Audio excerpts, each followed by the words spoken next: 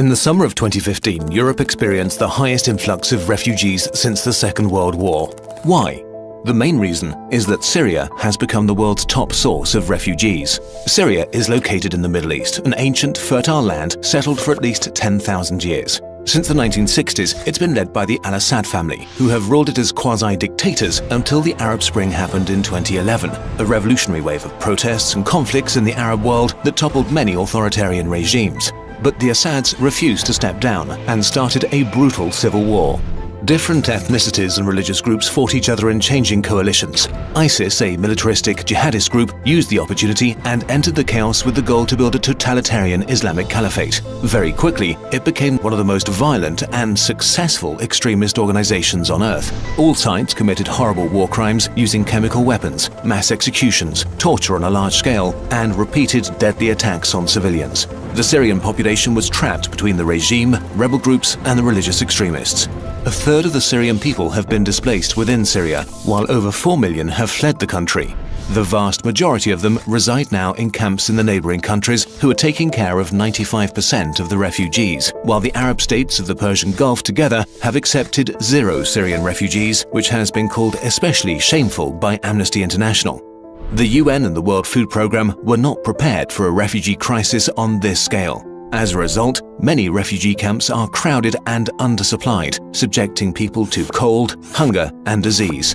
The Syrians lost hope that their situation will be getting better anytime soon, so many decided to seek asylum in Europe. Between 2007 and 2014, the European Union had invested about €2 billion into fences, high-tech security technology, and border patrols, but not a lot in preparation for an influx of refugees. So it was badly prepared for the storm of asylum seekers. In the EU, a refugee has to stay in the state they arrived in first, which put enormous pressure on the border states that were already in trouble. Greece, in the midst of an economic crisis on the scale of the Great Depression, was not able to take care of so many people at once, leading to terrible scenes of desperate, hungry people on islands usually reserved for tourists. The world needed to come together and act as a united front, but instead, it has become more divided. Many states downright refused to take in any refugees, leaving the border states alone in their struggle. In 2014, the UK lobbied to stop a huge search and rescue operation called Mare Nostrum that was designed to stop asylum seekers from drowning in the Mediterranean. The idea seems to have been that a higher death toll on the sea would mean fewer asylum seekers trying to make the journey. But of course, in reality, that's not what happened. The perception of the crisis around the world suddenly changed when photos circulated of a dead boy from Syria found lying face down on a beach in Turkey. Germany announced that it will, without exception, accept all Syrian refugees and is now preparing to take in 800,000 people in 2015. More than the entire EU took in 2014, only to impose temporary border controls a few days later and demand an EU-wide solution. All over the West, more and more people are beginning to take action, although support for asylum seekers has mostly come from citizens, not from politicians.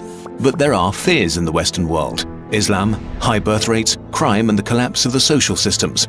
Let's acknowledge this and look at the facts.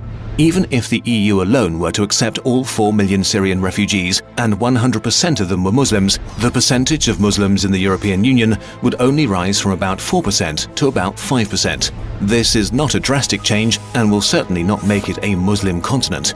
A Muslim minority is neither new nor reason to be afraid. Birth rates in many parts of the Western world are low, so some fear asylum seekers might overtake the native population in a few decades. Studies have shown that even though birth rates are higher among Muslims in Europe, they drop and adjust as the standard of living and level of education rises. Most Syrian refugees already are educated. The birth rate in Syria before the civil war was not very high, and the population was actually shrinking, not growing.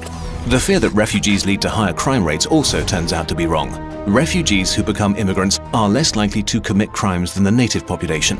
When allowed to work, they tend to start businesses and integrate themselves into the workforce as fast as possible, paying more into the social systems than they extract from them. Syrians coming to the West are potential professional workers, desperately needed to sustain Europe's aging population.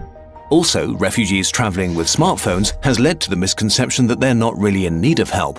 Social media and the internet have become a vital part of being a refugee. GPS is used to navigate the long routes to Europe. Facebook groups give tips and information about obstacles in real time. This only proves that these people are like us. If you had to make a dangerous journey, would you leave your phone behind? The European Union is the wealthiest bunch of economies on earth, well-organized states with functioning social systems, infrastructure, democracy, and huge industries. It can handle the challenge of the refugee crisis if it wants to. The same can be said for the whole Western world. But while tiny Jordan has taken in over 600,000 Syrian refugees, the UK, which has 78 times the GDP of Jordan, has only said it will allow 20,000 Syrians across its borders over the next 5 years. The US has agreed to accept 10,000, Australia 12,000 people. Overall, things are slowly getting better, but not fast enough. We are writing history right now. How do we want to be remembered? As xenophobic rich cowards behind fences? We have to realize that these people fleeing death and destruction are no different from us. By accepting them into our countries and integrating them into our societies, we have much to gain. There is only something to be lost if we ignore this crisis. More dead children are sure to wash ashore if we don't act with humanity and reason. Let's do this right and try to be the best we possibly can be.